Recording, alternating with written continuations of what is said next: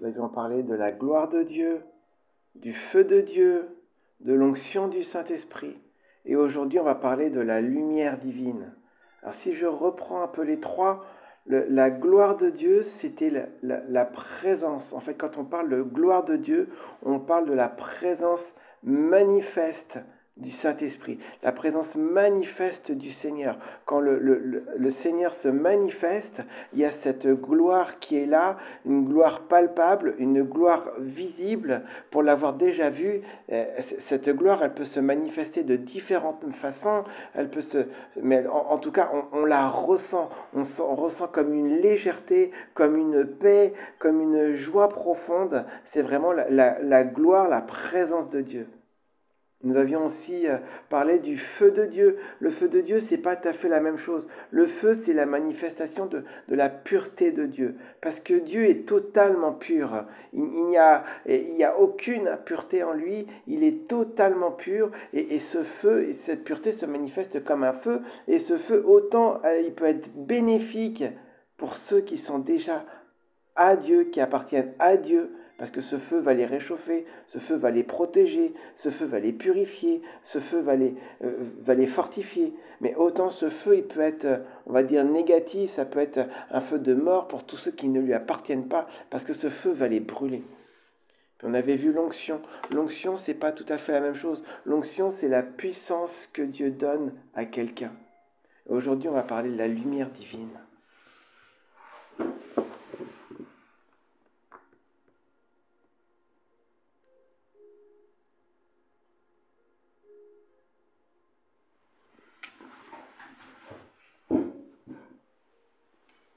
Alors, qu'est-ce que la lumière de Dieu ou la lumière divine? Eh bien, on va commencer par lire un passage. C'est dans la première épître de Jean, au chapitre 1 et au verset 5.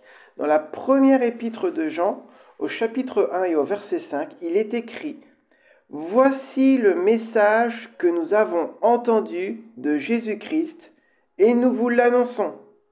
Dieu est lumière. Et il n'y a aucune trace de ténèbres en lui. » Ce verset, il nous dit tout simplement que Dieu est lumière. Il est lumière. On ne peut pas dire il a de la lumière, tout comme on ne peut pas dire que Dieu a de l'amour. Par définition, Dieu est amour et Dieu est lumière. Il n'y a pas de ténèbres en lui. La Bible explique que les ténèbres, ce n'est pas rien. C'est quelque chose qu'on peut toucher, quelque chose de palpable, tout comme la lumière. Et Dieu, il est lumière. Et les ténèbres, c'est le contraire. Les ténèbres, c'est exactement le contraire de la lumière. Mais en tout cas, Dieu est lumière. Alors, c'est quoi exactement la lumière? Parce qu'on peut dire, oui, Dieu est lumière. Ok, mais qu'est-ce que c'est exactement la lumière? Eh bien, on va aller le voir dans un autre passage de la Bible. C'est dans la deuxième épître aux Corinthiens, au chapitre 4 et au verset 6.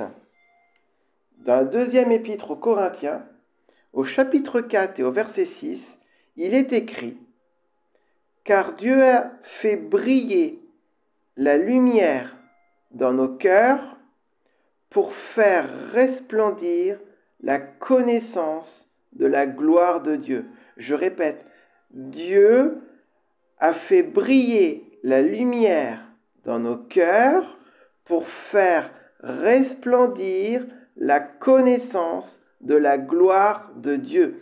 Ça veut dire que la lumière, elle resplendit, et en fait la lumière, c'est une connaissance. C'est une connaissance de la gloire de Dieu. Dieu est lumière, et la lumière, c'est cette connaissance. C'est pas une connaissance intellectuelle, c'est une connaissance d'avoir connu, d'avoir rencontré. On pourrait dire j'ai entendu parler de la gloire de Dieu, on pourrait dire j'ai vu la gloire de Dieu, mais on peut aussi dire j'ai connu la gloire de Dieu. Et la lumière, c'est la connaître la gloire de Dieu. C'est la connaissance de la gloire de Dieu.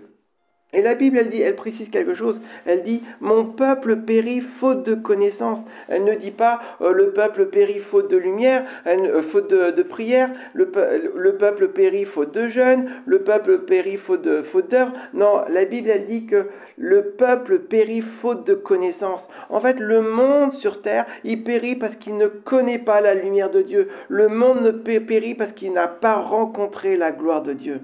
Et nous avons besoin de connaître, non pas l'avoir entendu, parce que si nous lisons la Bible, on peut avoir entendu parler de la gloire de Dieu. Nous avons besoin de rencontrer cette gloire de Dieu. C'est cette gloire de Dieu qui va nous transformer. C'est cette lumière, c'est cette gloire de Dieu qui va nous changer. C'est Jésus qui transforme. C'est le Saint-Esprit qui change. C'est lui qui guérit. C'est lui qui donne la paix. C'est lui qui guérit toutes les blessures. C'est lui qui guérit toutes les maladies. C'est lui qui va transformer les situations. Nous avons besoin de le connaître. Et c'est lorsqu'on l'expérimente qu'on peut dire « je l'ai connu ».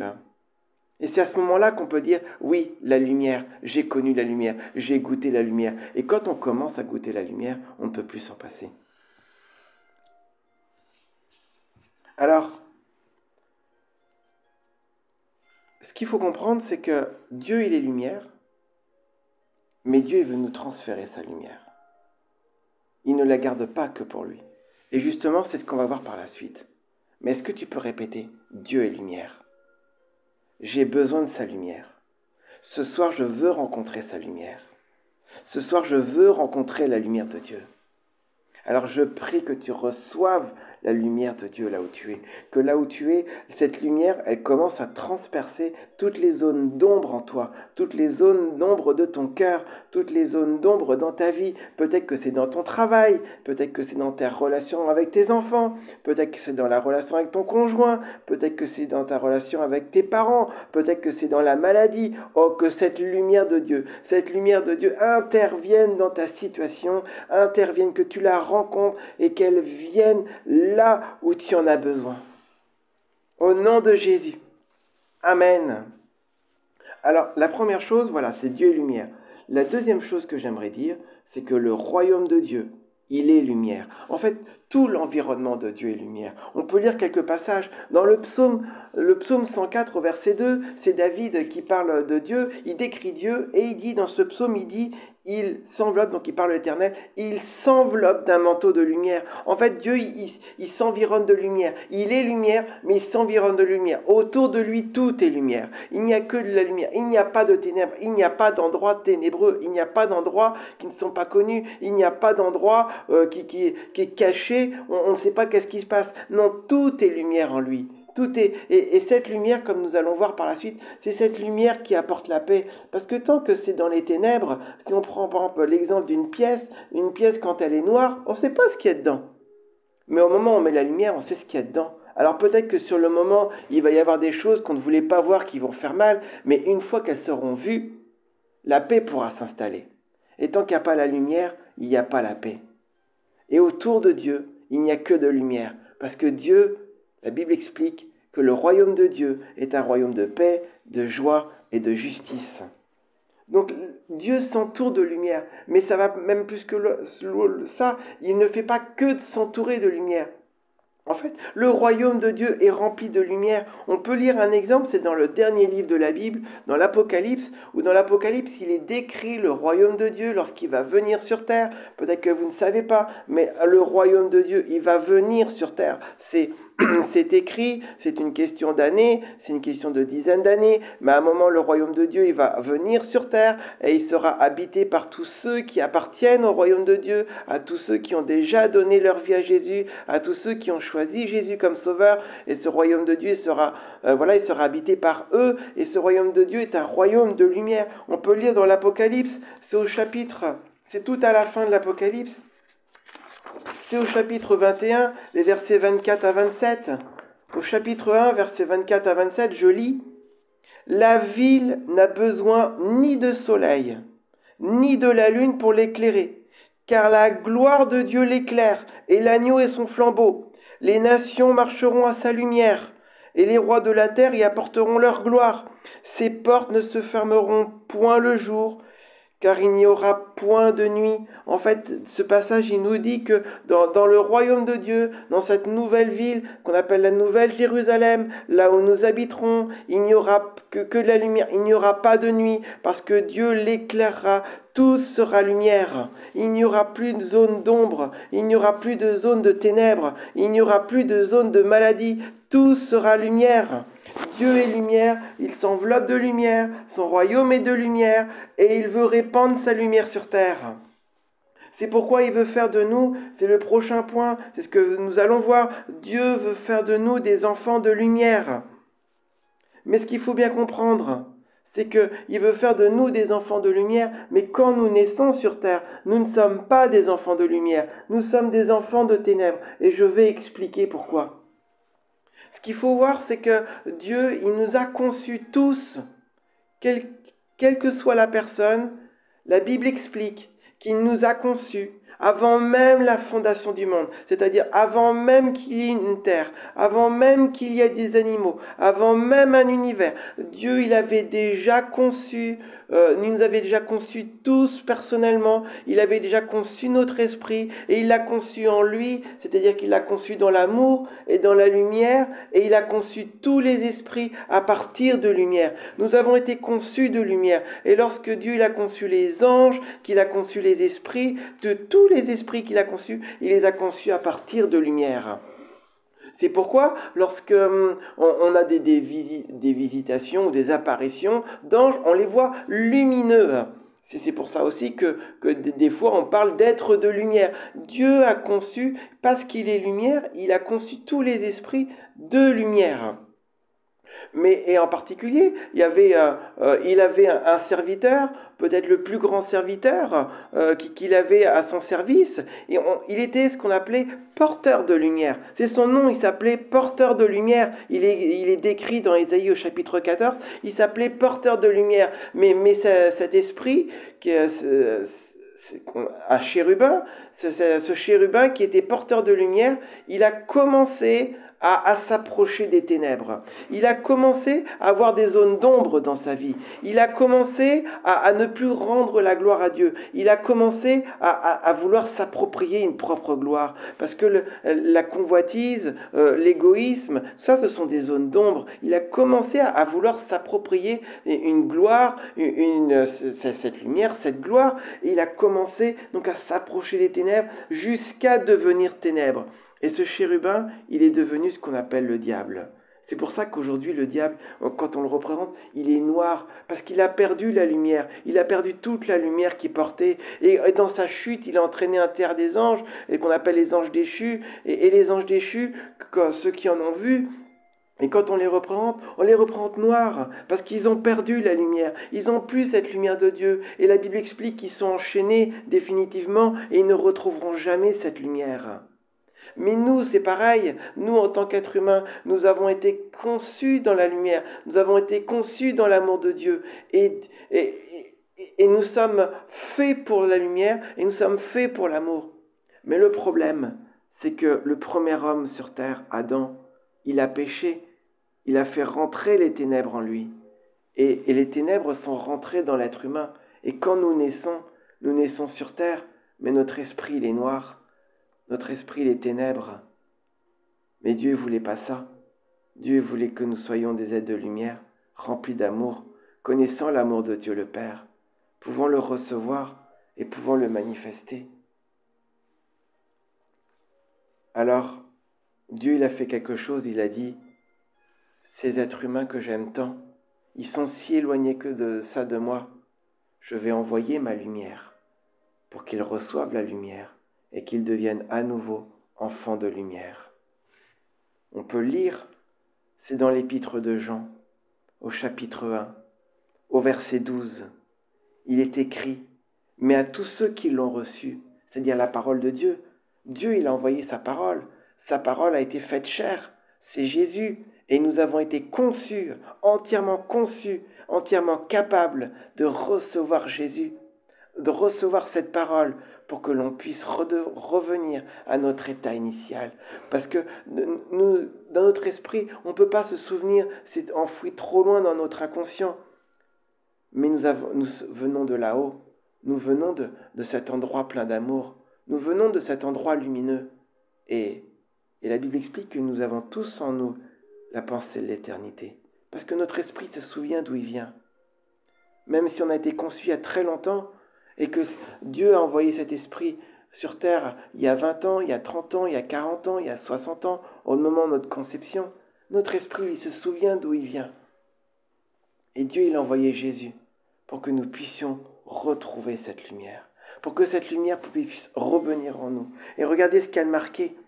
Mais à tous ceux qui l'ont reçu, à tous ceux qui croient au nom de Jésus, elle a donné le pouvoir de devenir enfant de Dieu. Elle a donné le pouvoir de devenir enfant de lumière. C'est marqué un petit peu plus loin, dans la première épître à Thessaloniciens, au chapitre 5, verset 5. Dans la première épître des Thessaloniciens, chapitre 5, verset 5. Mais à vous, frères, vous n'êtes pas dans les ténèbres pour que ce jour vous surprenne. Vous êtes tous des enfants de lumière et des enfants du jour. Nous ne sommes point la nuit, vous êtes des enfants de lumière. Nous pouvons tous être des enfants de lumière. Parce que Jésus est la lumière du monde, c'est lui la lumière du monde. Et si nous le recevons, alors nous recevons la lumière et nous devenons à notre tour lumière. Nous devenons enfants de lumière. C'est pourquoi lorsque tu reçois Jésus en toi, le Saint-Esprit commence à faire quelque chose, c'est qu'il renouvelle ton esprit, et ton esprit est complètement différent. D'un esprit ténébreux, tu commences à avoir un esprit lumineux. Du coup, tu n'es plus la même nature que les autres. Parce que tu es quelqu'un qui appartient à la lumière, et tu as soif de lumière, et tu as goûté l'amour, et tu as soif d'amour, et tu as besoin de cet amour. Alors que quand tu n'as pas eu Jésus, en fait, peut-être que tu as besoin d'amour, mais il n'y a personne pour vraiment te le donner. Personne vraiment pour te donner cet amour de Dieu, cet amour véritable. Alors, Jésus il va même plus loin et dit, mais je suis la lumière du monde, mais je suis aussi une lampe à tes pieds, une lumière sur ton sentier. En fait, c'est en ça qu'il est la lumière du monde, Jésus. C'est quand on le reçoit, c'est comme si il était une petite lampe sur nos pieds, et au fur et à mesure qu'on avance, il éclaire le chemin, mais des fois, il est plus que ça, il est un phare, et il éclaire au loin tout le chemin, et on peut marcher dans ce chemin, dans la bonne direction, et c'est en cela que nous sommes des enfants de lumière, parce que nous marchons dans la lumière. Et le dernier point que je veux aborder, c'est la marche dans la lumière. Regardez, on va encore lire un dernier verset. Autrefois, c'est dans l'épître aux Éphésiens, et autrefois vous étiez ténèbres, et maintenant vous êtes lumière dans le Seigneur. Marchez comme des enfants de lumière. Dieu nous exhorte à marcher comme des enfants de lumière, car le fruit de la lumière consiste en toutes sortes de bonté, de justice et de vérité. Examinez ce qui est agréable au Seigneur, et ne prenez point part aux œuvres infructueuses des ténèbres, mais plutôt condamnez-les. Car il est honteux de dire ce qu'ils font en secret, mais tout ce qui est condamné est manifesté par la lumière, car tout ce qui est manifesté est lumière. Ce passage, il nous dit, voilà, vous êtes des enfants de lumière, marchez dans la lumière. Alors qu'est-ce que ça veut dire concrètement, marcher dans la lumière? Il dit un petit peu, c'est marcher dans la bonté, dans la justice, dans la vérité. Ce qu'il faut comprendre, c'est que Jésus, quand il est venu sur terre, il a spiritualisé la loi. Qu'est-ce que ça veut dire? Ça veut dire qu'il y a 3500 ans, que quand il y a eu la loi, les 10 commandements, tu ne tueras pas, tu ne voleras pas, tu commettras pas d'adultère, voilà, toutes sortes de choses comme ça. Oui, ok. Jésus, il a dit, oui, c'est bien. Ok, mais tu ne tueras pas. Ça, c'est très bien, mais qu'est-ce qu'il y a dans ton cœur qui n'est pas manifesté? Ça se trouve, dans ton cœur, tu as envie de le tuer, mais que tu n'es jamais passé à l'acte. Alors Jésus, il va beaucoup plus loin. Il nous dit, oui, tu ne tueras pas, c'est bien, mais en fait, c'est pas ça ce que je te demande. Je te demande pas de ne pas le tuer, je te demande surtout, en ton cœur, en toi, de ne pas te mettre en colère, de ne pas avoir envie de le tuer, de ne pas avoir envie de le taper, parce que sinon, en fait, il y a une chose double. Tu ne le tues pas, mais en même temps, au fond de toi, tu as quand même envie, tu es quand même en colère, tu as quand même envie de le taper, tu as quand même envie de te venger, tu as quand même envie de lui foutre un coup. Donc ça ne va pas. En fait, il y a ce qu'il y a sur Terre et ce qu'il y a dans les pensées. Ce qu'il y a sur Terre, ce qui compte sur Terre, c'est le comportement. Effectivement, on voit, tu ne l'as pas tué, donc tout va bien. Si au fond de toi, tu es en colère, bon, peu importe, on s'en fiche, mais tu l'as pas tué. Mais dans le monde spirituel, pour avoir la lumière, pour vivre dans la lumière, ça veut dire quoi dans le monde spirituel? Dans ton cœur, c'est surtout que c'est au-delà de ça, c'est j'aime mon frère même s'il m'a fait mal. Je l'aime. je suis capable de le bénir. Je bénis ceux qui me haïssent. Je prie pour ceux qui me maudissent. C'est ça en fait la lumière. C'est vouloir le bien de l'autre. Un autre exemple, Jésus il donne un autre exemple, il parle de l'adultère, il dit tu ne commettras pas d'adultère. Ah oui, bah c'est bien, mais si tu passes à côté d'une femme et que tu la convoites alors que tu es déjà marié, bah, en fait c'est comme si tu avais déjà couché avec. Donc Jésus il va beaucoup plus loin que ça. Il dit bien, si tu veux marcher dans la lumière, c'est quoi marcher dans la lumière? En fait, c'est avoir simplement un cœur pur. C'est pas juste se retenir et ne pas commettre un adultère. C'est bien plus que ça. C'est lorsque tu es marié et que tu as une femme, tu ne regardes pas les autres. Tu ne convoites pas les autres. Ou le contraire, lorsque tu es marié et que tu as un homme, bah, tu ne regardes pas les autres. C'est bien au-delà que de commettre juste un adultère. Si tu ne regardes pas les autres, tu ne convoites pas les autres, mais tu aimes ta femme, tu aimes ton mari, et c'est amplement suffisant. C'est ça, marcher dans la lumière. Et quand on dit qu'on marche dans les ténèbres, bah, quand on marche dans les ténèbres, on le sait tous, quand on fait quelque chose de mal, bah, on le cache. On le faisait d'autant plus quand on était enfant. Quand on était enfant et qu'on faisait une bêtise, on savait très bien qu'on avait fait une petite bêtise, on se cachait, et puis on faisait « Oh, tout va bien, c'est pas moi qui l'ai fait. » On savait très bien, on marchait dans les ténèbres, on le cachait.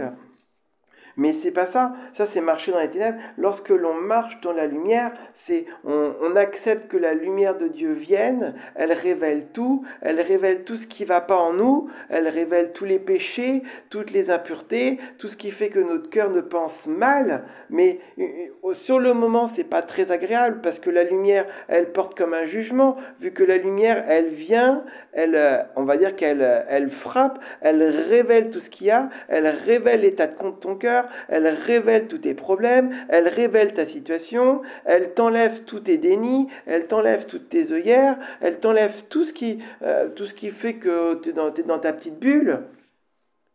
Mais Dieu, il vient pas juste pour révéler, il vient surtout pour guérir. Parce que Jésus, il est venu pour guérir. Il est venu pour donner la vie. Alors sur le moment, la lumière, elle fait pas forcément beaucoup de bien. Mais après, une fois que la lumière est passée, la paix s'installe parce que Jésus est venu donner la paix. Donc tous les endroits de notre cœur où il y a des dénis, des blessures non guéries, des traumatismes, des non-dits, des zones de méfiance, de mépris, de manque de confiance, de manque d'amour, ça, ce sont des zones ténébreuses qui n'ont pas rencontré la lumière, qui n'ont pas eu connaissance de la gloire de Dieu. Et peut-être que ce soir, il y a des endroits que tu aimerais que Dieu touche. Alors je t'invite à fermer tes yeux et je vais prier pour toi.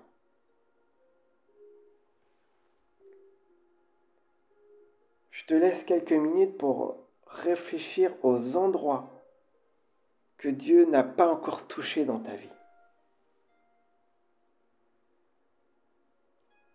Peut-être même que tu désires donner ta vie ce soir, que ce soit ici ou sur YouTube. Je t'invite à faire cette prière. Seigneur Jésus, juste répète après moi. Seigneur Jésus, je ne te connais pas encore, mais je te donne ma vie. Je t'invite dans ma vie. Je t'ouvre mon cœur. J'ai besoin de ta lumière. J'ai besoin de goûter ton amour. J'ai besoin de toi. J'ai besoin que tu me guides. Parce que jusqu'à maintenant, ça n'a pas marché. J'ai besoin d'un nouveau départ. Je te demande pardon pour mes péchés. Pardon pour mes fautes. Viens dans ma vie. J'ai besoin de toi dans mes relations. J'ai besoin de toi dans mon travail. J'ai besoin de toi dans mes finances. J'ai besoin de toi dans ma maladie. J'ai besoin de toi avec mes parents. J'ai besoin de toi avec mes enfants, c'est la galère. J'ai besoin de toi avec mon conjoint. Demande-lui, toi, là où tu as besoin de lui.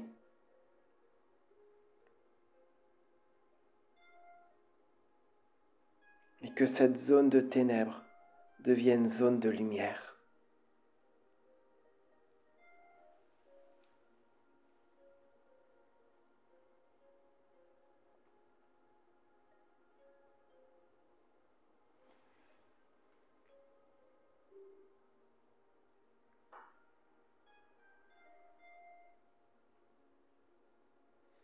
Seigneur, je te remercie pour toutes ces personnes connectées.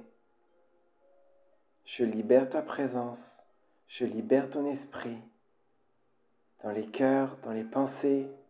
Je te remercie pour tous ceux qui ont fait un pas vers toi. Merci pour toute cette lumière qui est rentrée.